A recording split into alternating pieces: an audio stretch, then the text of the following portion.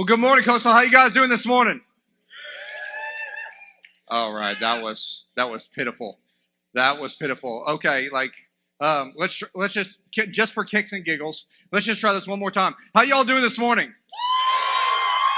All right, a couple of people up here in the front row are awake. For the rest of you guys, I know it's raining. I know the struggle is real to wake up this morning, but we can do it. Hey, my name is TJ. I'm one of the pastors here. We're glad that you're with us. We're beginning a brand new series today called "The Struggle is Real." Hashtag, if you want to do that. That's kind of the popular thing today. That's what all the kids are doing. So, if you want to get in on that game, we encourage you to tweet along with us, hang out with us.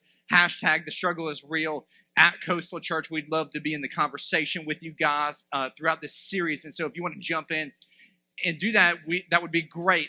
Today, what we're kind of doing is we're kind of diving into this series. We're going to start this off.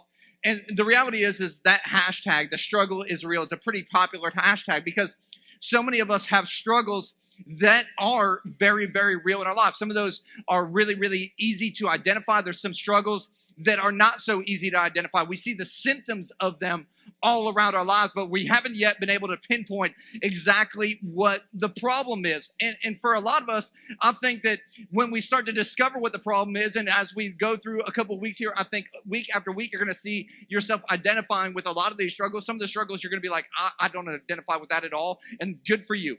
Like, it's awesome that you don't identify with that, but you know what? There's probably people in your life that do. And so we want to encourage you to keep inviting your friends, inviting your family, inviting the person that you know is struggling, so that we can help them break free and experience the freedom that God has for their life. And so as I was thinking about today and how do we really, really set this series off the best way possible, I thought about a recent experience that I had, partly because I was really excited about this series. I was recently on an airplane, and I don't know, and I talked a little bit about airplanes last week, but I was on an airplane recently, and they have a picture. I took a picture of my knees are in the back of that person's seat. And I don't know what's going on with airplanes or not, but it seems like the aisles just seem to getting smaller and smaller. Every time I fly, it's like there's less and less room. And so I'm kind of stuck over here in the corner of this airplane. And I'm like, man, I have no room to move. And I had my cell phone, and I was looking at my cell phone, and we kind of hit some bumpy weather, and I dropped my cell phone. And because we were so tight in there, like the dude next to me, I had my arm on the rest, and we're kind of playing tingling our hair together, which is kind of gross. It's just wrong. Like, no man should do that with another man, but we were doing that. And so I dropped my cell phone, and I'm trying to reach down, but because it's so cramped, I can't get down underneath my seat. And so the guy next to me kind of leans over me, and he's trying to go in the seat, and that just doesn't look good. And so I'm like, let's just stop that. And we're trying to get the cell phone. I just can't get it. And I'm trying to kick it with my feet. I can't find it. It slides down underneath my seat, going back behind me. And so for the first time ever, I've got plenty of time on my hands because what do you do without your cell phone, right? I mean, you don't know what to do. And so I'm like, man, I'm thinking about this, and I'm going, man, isn't this how our life is? Isn't this how life has become? We are so cramped. We've got so much packed into our lives that it seems like we have no room to maneuver. We have nowhere to go. And it's just man, there's not an ounce of margin in our lives. It seems like there is nothing that we can do to get out of that predicament. In fact, I had to wait until everybody deplaned, get on my hands and knees to find my cell phone. It's crazy. And life is just happening just like that. We have more things to do. We have more hobbies that we're trying to pack in. We have more friends that we're trying to engage in daily. We're getting more and more and more and more on our plate. And we used to think that, man, if I just had some technology, if I had an iPhone, everything would move faster and I'd have a lot more time. But technology is doing the exact opposite thing. In fact, in the 1960s, there was a Senate hearing that talked about how in the future, because of the technological advances of our age, that at some point we would only work something like 20 hours a week because of all the advances of technology that we'd have in our lives. Hello, they missed the boat on that one, didn't they? We're working more and more and more than we ever have before because of technology. And why it's something to be a tool that's useful to help us to get more stuff done, it seems like it just adds more and more and more to our plate. And before long, our minutes and our moments and our hours and our days and our weeks are just being filled to the top. I mean, when's the last time you went to a friend and you said, hey man, how's it going? And their answer back to you wasn't, man, I'm just so busy. That's everybody's answer. It's everybody's answer. And the struggle is real just to fill our calendars more and more and more and more in life. But here's the reality. What we all have to realize, if you're taking notes, is that our lives naturally gravitate towards marginless living. All of our lives naturally gravitate towards having less and less time in our lives. And it's like no problem. There just seems to be no breathing room in our life because we're packing everything out. And you start to think about margin. You think, man, I'll have margin someday when I retire, because that's what I think of when I think of margin. I think when I retire, I'm going to have lots of space. But you talk to retired people, they say that they're busier now than they ever were when they were working and raising families, because life just seems to naturally gravitate towards this marginless living. And if we're ever going to have margin in our lives, it's going to be something that we have to fight for daily. We're going to have to fight to have margin in our schedules. We're going to have to say no to some good things so we can say yes to some better things. We're going to have to say no to some people and offend some people so we can say yes to the right people and the right relationships we have in our lives. And it's going to be a daily fight if we want to have that. In fact, I found this article by a doctor. His name was Dr. Richard Swenson. And he was a medical professional, and he was having all these people coming into his practice. And as he was assessing what was going on in their life, he was like, more and more people, because of the busyness of their life, he was handing out more antidepressant prescriptions. He was handing out more prescriptions to deal with stress in life. And finally, he just got fed up with it. He said, man, I'm tired of writing prescriptions. I'm going to write a book. And so he wrote a book called Margin. And what he talked about is that we are living in the most marginless society of all times. And we don't need more drugs. What we need is more rest. In fact, he kind of defined margin like this. He says, margin is the difference between what you can handle and what you take on. Margin is the space between our loads and our limits and is related to our reserves and resilience. It is a buffer, a leeway, a gap, a place where we go to heal, to relate, to reflect, to recharge our batteries, to focus on the things that matter most. Life is won or lost in the extra space or the gaps in our life. And what we fail to realize is that we fail to realize that the best moments in life happen in the margins. Where we love the most is in the margins. Where we have the deepest relationship with God is in the margins. Where we have the deepest relationships with our friends and our families is in the margins. It's in the places where we make time and we make space for God to move and for to have those deep, meaningful things that we're all looking for in our lives. And if we want to have margin, we got to step back a little bit and say, like, man, I've got to step back from the busyness of life and say, what are some things that I've got to do? Because here's the downside. If we're not wary of what's happening with just adding more and more to our plate, eventually we're going to crash. We're going to crash. Because you can only add so much to your schedule. You can only add so much to your life. But before there's going to be a crash in your relationships, there's going to be a crash emotionally, there's going to be a crash physically, where you're just going to dive bomb because we were only meant to handle so much in this life.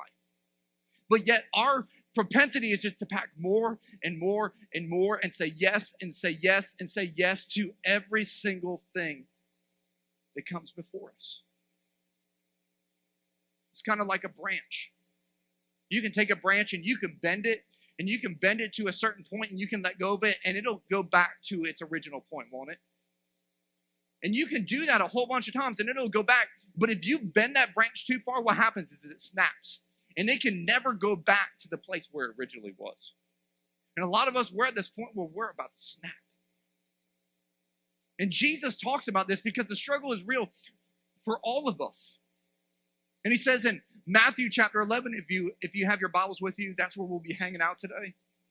He's talking to some people that are dealing with the same things that we're dealing with today. There were people that were busy. They were living day to day. They were trying to make ends meet. They were trying to do whatever they could do to survive and to meet the struggles of life that were around them. And Jesus is talking specifically to them.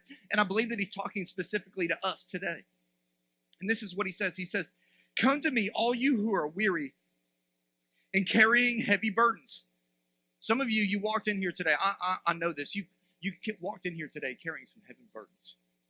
You got some burdens of some relationships that you don't know what to do, and you're just trying to, what do I do in this moment? Or you've got a work schedule where you've got deadline after deadline after deadline, man, and it's burdening you right now. For others of you, it's some financial things, and you're like, man, I don't know how I'm going to figure this all out. I don't know what I'm going to do, and you're just burdened. And Jesus says, "Come to me, all of you who are weary and heavy burdened." And he says, man, I will give you some more stuff to do. No, that's not what he says. That'd be like a horrible proverb or a statement. And Jesus is like, hey, I know you're maxed out, but let me give you 10 more things. Let's make a list. No, that's not what he says. He says, and I will give you rest. I don't know about you, but how many of you guys would like some rest today? I know some of y'all are so tired you can't even raise your hand. You're like, just nod at me, okay? It's like, yeah, I could use some of that. Jesus says, man, I'll give you rest. In a society where everybody wants something from you, it's like every person there, can I have 5 minutes of your time? And you go, okay, I'll give you 5 minutes. And they take 45, don't they? Or can you help me for just a second? And 3 hours later, you're still moving them. Everybody wants something from you except for Jesus. Jesus says, man, I don't want something from you. I want to give you something. And so how do we stop struggling in this area of marginless living? And how do we enter into the rest that God wants to give us? Because I believe that for society today, for people today, the thing that we're lacking most is we're lacking the rest of God in our lives. We're taking on so many things. And so how do we do that? How do we live that life of rest? Because God says, man, give me your burdens and I'll give you rest. Like, that is the best trade of all time. And so if you're taking notes, number one, you got to check yourself before you wreck yourself. Chickadee, check yourself before you wreck yourself. You know, we're going old school rap right there. You got to check yourself before you wreck yourself. And so how do we do that? I found this book by Dr. Seuss. It's one of my favorite books growing up. And I think Dr. Seuss has a lot of theological wisdom. For those of you guys that don't know, I mean, there's the Bible, then there's The Cat in the Hat by Dr. Seuss. And so, like, Dr. Seuss is going to blow your minds today. That's why you come to Coastal, deep theological thinking. And so it says this. It says, "Have no fear," said the cat. "I will not let you fall. I will hold you up high as I stand on the ball, with a book on a hand and a cup on my hat. But that is not all I can do," said the cat. Look at me now," said the cat, "with a cup and a cake on top of my hat. I can hold up 2 books. I can hold up the fish, a little toy ship, and some milk on a dish. And look, I can hold up and down I can hop up and down on the ball. But that is not all. Oh no, that is not all. Look at me now. It is fun to have fun."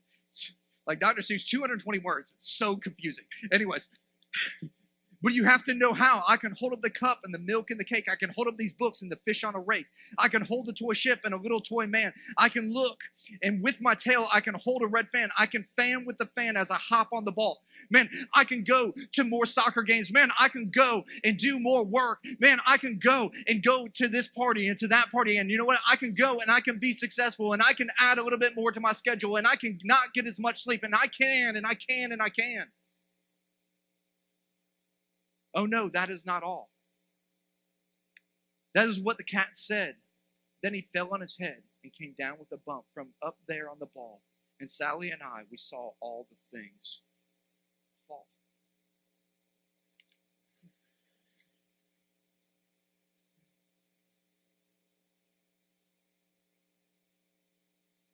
You can only carry so much before you fall. You can try to balance all the things of life. You can try to juggle all the activities that are thrown your way. But eventually you're going to get at a place where there's going to be a fall. And if you don't check yourself, you're going to end up wrecking yourself. if you don't take some inventory of what's going on in your life, man, it's going to jack you up. So I don't know about you, but if you've said some things like, man, I don't know if I can handle anymore, or man, I don't know how long I can do this, or you just want to go and escape all the time, you might be having some marginless living. In fact, I wrote down some signs that you might be living without margin in your life. If you're chronically rushed and you're always running late and forgetting things, you might be living a marginless life. If you can't remember the last time you said no to someone and disappointed them, you might be living without margin in your life. If you spend more than you make, and if you went without 1 or 2 paychecks, you would be in financial ruin. You might be living a marginless life. If you escape and if you disappear into escapism and all-night Netflix binges or all-night video game playing, you might have some marginless living in your life. If you spend more time in takeout lines than you do at the gym,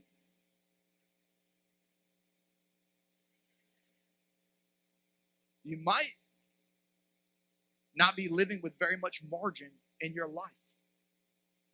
If you can't remember the last time you sat down to talk to someone without any rhyme or reason, but just for the opportunity to have a good conversation with somebody, you might be living a marginless life. If you can't remember the last time you had a significant experience with Jesus, you might be living a marginless life.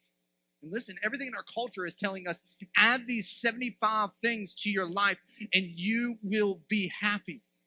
Add all these things, do more of these things. And Jesus doesn't say, man, come do all this more stuff. He says, no, I want to teach you how to live a little bit differently. He doesn't say, like, man, go add more obligations to your list. Go add more family events to your list. Go add more work events to your list. Don't go do all those things. And what the problem is a lot of us, for the marginless life that we're living right now, we want to blame our work for the reason we have no margin. We want to blame our friends because we don't have margin for other things. And while those things might have contributed to the fact that you're living a marginless life, at some point you've got to take responsibility for your life. Like, they contributed to it, but you made a choice to do those things. I remember the first 2 years of our church, I made a fundamental choice that, man, I spoke every single weekend at church. I was at almost every single meeting that we had at church. If there was a meeting for kids ministry, I was there. If there was a meeting for First Impressions, I was there. If we were thinking about anything, I was there. And what I was doing is I was running my life ragged. And I got to this point where I was so burnt out that I ended up in Africa, and I couldn't even cry over the poverty and the hurt and the despair and all of those things there. And I remember sitting in a bathroom, just sitting there going, God, if I don't ever feel something for people again, I'm just going to quit this whole deal.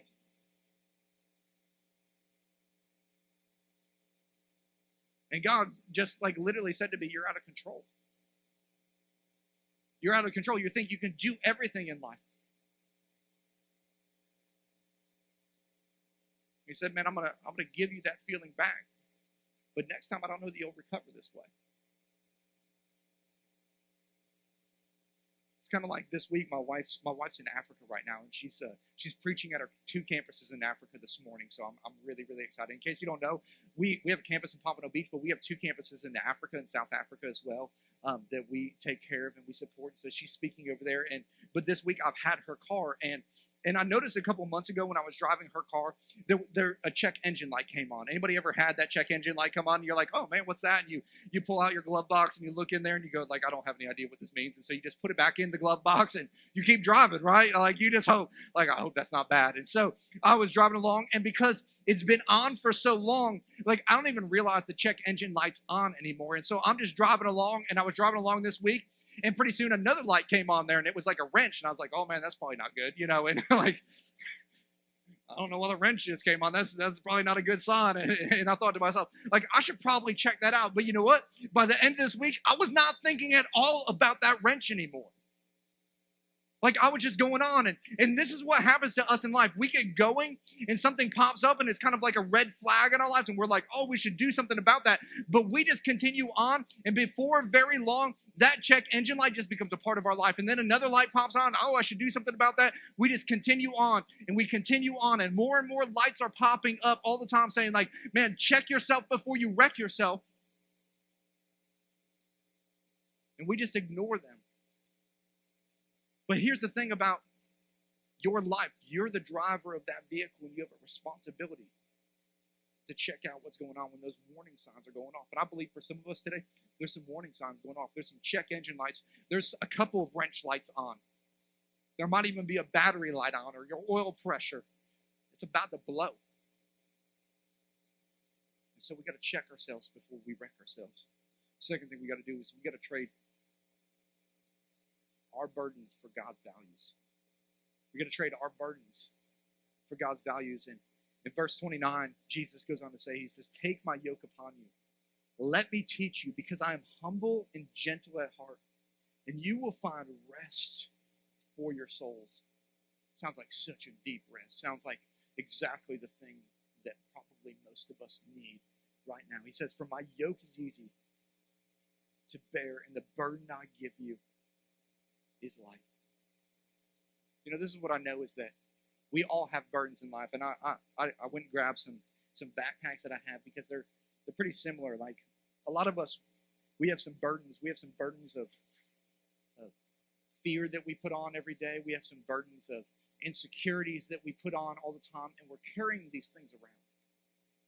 And we're packing more and more in our lives because those things, the fears that we have and the insecurities that we have, they're really about the feeling of value that we have in our lives. That's where we have those things. And so what happens is when we do something well, we feel valued. And so like when I dress a certain way and somebody compliments me, at that moment, I feel very valued in my life. Or when I go out and I have success in my job, like this burden all of a sudden, and somebody recognizes that success, all of a sudden I start to have value because of that. And what happens is that's good for a moment, but it's fleeting. And then all of a sudden it's just a burden of like, how do I succeed again? How do I get somebody to recognize? How do I get somebody to see me for who I want to be? And we have these burdens that we're carrying around, and they're heavy and they're burdensome, and they make us weary in life, and they're constantly holding us down. They're constantly holding us back.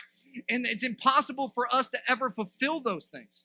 In fact, I found this article by Madonna in Vogue magazine, and she says this. I mean, this is Madonna. She says, my life comes from this fear of being mediocre. That is always pushing me and driving me. I push past one spell of it and discover myself as a special human being. But then I feel I'm still mediocre and uninteresting unless I do something else. Because even though I have become somebody, I still have to prove every day that I am somebody. I mean, this is Madonna. How many sold out concerts has she had? How many platinum albums has she put out? And every day she's going, man, while I accomplish something, while I know that I am somebody, like I've got to go out and prove that every day, because the moment I stop that, I become uninteresting. All of a sudden I got to pick this burden back up and I got to start carrying it again. And a lot of us, that's what we're doing, because we find our worth and we find our value in those things. And we have these burdens that we're finding our value in. And Jesus is saying, man, you need to get rid of that. Trade that in for my value. He says, my yoke is easy. My burden is light. And see, the problem is that we have this and we forget what it was like. Like, I remember as a kid, anybody play hot potato out there?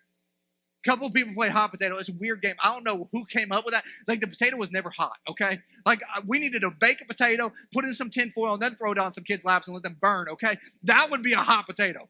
But we never did that. But what do you do in hot potato? There's a timer, and you're trying to get the potato lands in your lap. What do? You toss it out as fast as you can, right? Because you don't want to get stuck with a hot potato. You want that to get stuck on somebody else. Man, when these burdens come our way, we need to be like, God, no, toss it off. Get rid of that junk as fast as possible.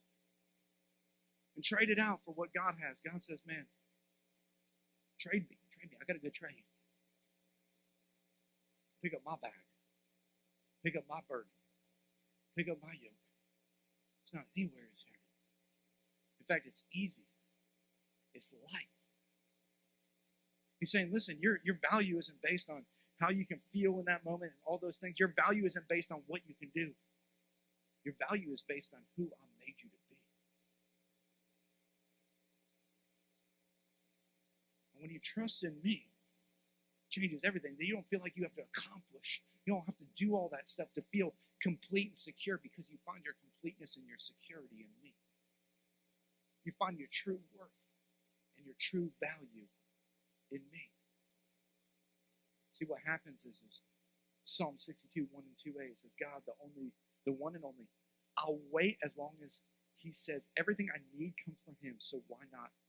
He is a solid rock under my feet, breathing room for my soul. So when we start to trade our burdens for his values, all of a sudden, man, we get this breathing room for our soul. All of a sudden, we start to rest. Then we'll start to do number 3, which is we'll live for what lasts. We'll live for what lasts. Matthew 16:26 says this. And do you not know? And what do you benefit if you gain the whole world but lose your own soul? Is anything worth more than your soul? I mean, think about all the stuff we give ourselves to. That project at work. It's not a bad thing, but a lot of times we're choosing that over the opportunity to go be at our kid's soccer game. Or we're choosing to make an extra buck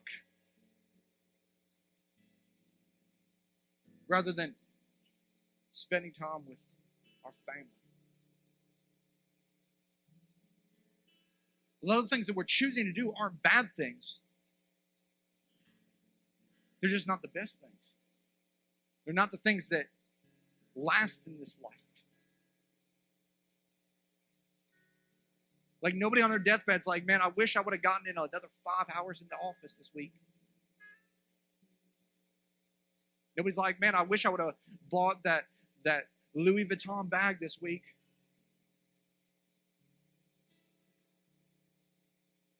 They don't think like that. You know what they're thinking? They're thinking, man, I wish I would have taken care of that check engine light.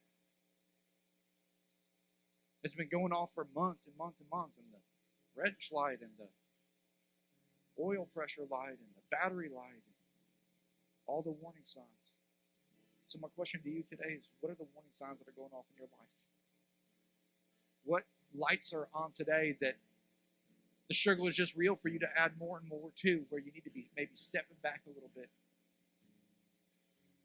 and allowing God to trade all that work and all that activity for his rest and his restoration. And I just wrote down some things that practically from my own life that I've found to be really, really important to me. And so for living what lasts, I love to-do lists. There's nothing better than having a to-do list and showing it to my wife all checked off at the end of the day. Like, I accomplished. Yeah, babe. Give me a high five. Give me a smooch. That's a good day. But you know what I did? I started making a not to-do list. Some of us, we probably need to start making a not to-do list, because there's some things that we need to stop doing in our lives. What are my stop to-do lists? Sorry, if you call the church office and you want me to counsel you, it doesn't happen at our church. Number one, I'm horrible at it. I have no compassion for you. If you're stupid, there's no compassion there, okay? So, I'm not a good person to talk to. I end up hurting you more than I end up helping you. There's people that are much better at that. And so, we just made a decision as a church, TJ does not help people in that. And so, we're going to let TJ study the Bible and talk nice to people and not try to help them in a one-on-one setting, because it just doesn't come off really. He's not very warm, fuzzy. We have some other people that are really, really good at that, that are trained in that are really good at that. And so TJ's not going to do that. That's a stop to do list. And so what are some things in your life maybe you need to make a stop to do list on? Another thing is, I've stepped back and I started making sleep a priority. Richard Swinson, in his book Margin, said we're the most sleep-deprived generation of all time. Like, very few people are getting 8 to 9 hours of sleep, which is the recommended amount of sleep for you to function at your highest ability. I have a bedtime every night now. I'm like an 8-year-old. I try to stick to it. Man, my life is going so much better. Big one for me is Sabbath, a day of rest. Take a day off and rest. That's what God did. He said 6 days he worked. On the 7th day he rested. And I know some of you guys are like, but I need to work all 7. I need to do this. I'm going to accomplish so much. Listen, you'll accomplish a lot in the short run. You're really, really good for 2 years, but in 4 years you're done. See, and I'd rather have somebody that's really, really good for 25 years than somebody that's really good for 2 years, because they chose to rest. Another big one is set aside time to read your Bible, to pray. Allow God to be part of your everyday, not just your Sunday. Make him a priority, and make that a priority in your life. And say, Jesus, man, I'm gonna run down a path that's gonna follow you, because if I trade my burdens, I know what I get. I get your rest. Maybe for some of you in here, the decision for you needs to be that the practical aspect is that you've never crossed a line of faith. Maybe you've never made a decision for Jesus. You've been checking out God for a long time, and you've been hearing about this relationship with God, and maybe you've never made that decision because of an experience that you had as a young person at church, and you're like, and you look around and you say, oh man, all church people are hypocrites. And you know what? You're right. All church people are hypocrites. And the good news is there's room for one more. So why don't you come and join? Because on all levels, all of us are hypocritical in some reason. We want to live out these values and we fail in them all the time. Let's just be honest. So we're always going to be somewhat hypocritical because we never can achieve the level of where we're trying to get to. That's why we're striving towards that. That's why we're working towards that. It's not that we have arrived, it's that we're on our way there.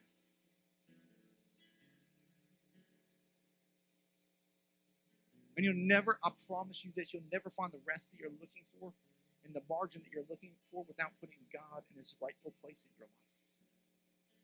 So maybe today that's the decision you need to make.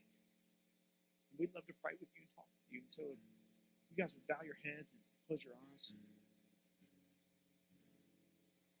A lot of us are packing all kinds of things into our life. A lot of us are picking up all kinds of burdens in our life. And today maybe is the day that we need to release those things to God. Maybe we're just worn out, tired, and there's not very much space in our life. And today is maybe the day that we need to say, Jesus, I need to hand you some of these things. I need to put you in a right priority list. And I need to trade in my burdens, in my weary carries for your rest. With every head bowed and every eye closed, maybe that's you out there today. I would love to pray with you. If you just slip your hand up real quick, I'd love to pray with you. Thank you, thank you. Thank you. People all over the place. Thank you, thank you. Yes, thank you. If you just pray this in your heart as I'll pray out loud, and you say, God, man, I recognize that I've been picking up so many burdens and so many cares and trying to meet all these expectations because that's where I've found my worth and value. But what it's caused is it hasn't caused me to have worth and value. It's just caused me to have more burdens and more expectations in my life that I can never seem to exceed or meet. And so, God, today I choose you. I choose to recognize that you gave your son 2,000 years ago so that I could have life and I could have it more abundantly. I didn't have to have a life that's burdened by the cares of this world, but I could have a life that is found in the rest and the presence of your Son and your Holy Spirit. So come into my life, take over, and take charge. God, we love you with everything that we have. It's in Jesus' name that we pray.